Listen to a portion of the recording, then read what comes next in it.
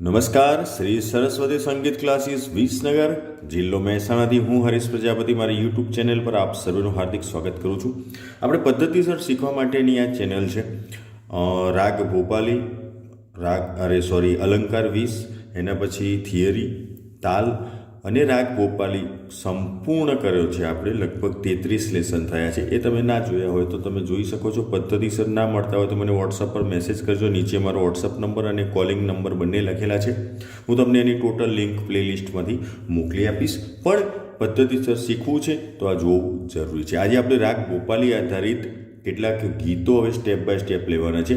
રાગ ભોપાલી તમને કમ્પ્લીટ વગાડતા આવડી ગયો છે. ફિંગરિંગ ફર્સ્ટ ક્લાસ થઈ ગયું છે. મેં જે રીતના વિડીયોમાં બતાવ્યું છે, વગાડીને સમજાવ્યું છે, ગાઈને બતાવ્યું છે, એ રીતના થઈ ગયું હોય તો તમારે આ વિડીયોમાં કોશિશ કરવાની છે. અન્યથા તમારે રિયાઝ ચાલુ રાખવાનો છે રાગ ભોપાલીનો.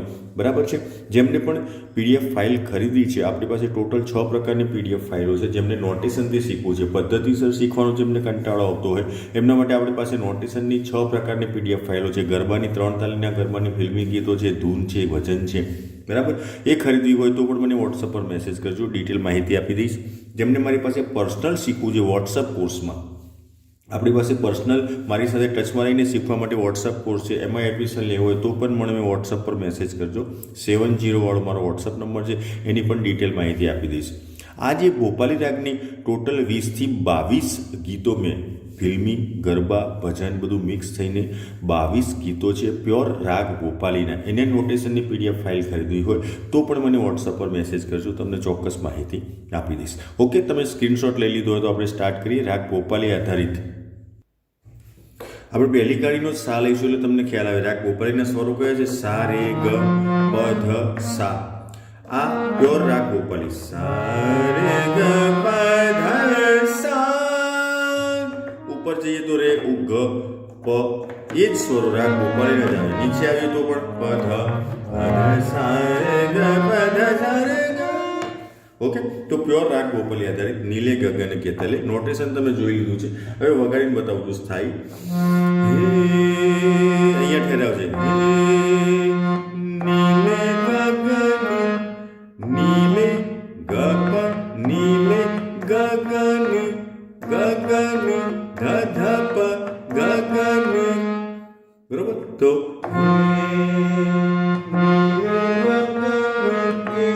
કે પવન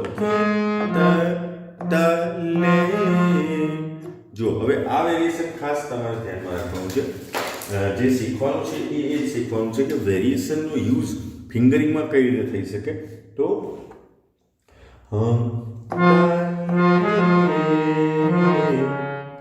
બે વાર વેરિએશન છે. ત લે, પેલું લે, ગપ ગરે, પછી એ કરે સા. તો આખું તલે.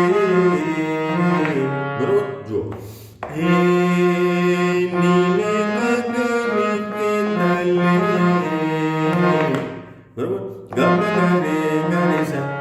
ધરતી કા સારે કા, ધરતી કા પ્યાર, પ્યાર ગરે રે, પ્યાર ભલે. આ પહેલી લાઈન કેવી રીતના વાગ્યું છે ફરીથી. હે નીલે ગગન કે તલે, ધરતી કા પ્યાર ભલે. બીજી લાઈન. ऐसे प મંદ્ર સપ્તકનો. ऐसे ही પ પ પ ऐसे ही. ઓકે, દેખાતું નથી. હા, प प प ऐसे ही जग में धपसा, जग में धपसा. आती है प प प, आती है सुबह धपसा. तो क्यों છે? એક સરખું છે. જો ऐसे ही जग में आती है सुबह, ऐसे ही जग में आती है सुबह, ऐसे ही शाम ढले, ऐसे ही. અહીંથી સીધા ગ ઉપર પ પ ગ, ऐसे ही प प ग, सॉरी ऐसे ही सब गले सब गले तो आपणी स्थायी હવે અંતરો અંતરાના શબ્દો છે બલખાતી બેલે મસ્તી में खेले पेड़ों से मिल के गले ચાલો અંતરો સ્ટાર્ટ કરીએ અહીંથી ચાલુ થાય છે ગદી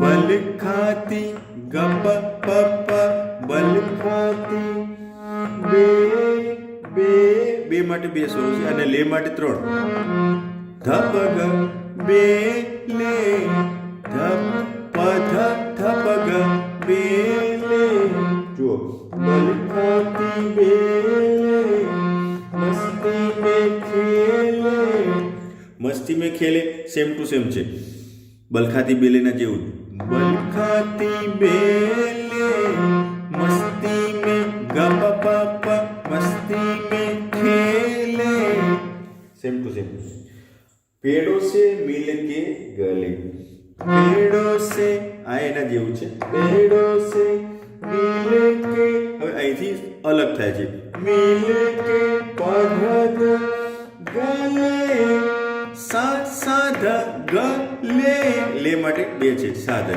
ગલે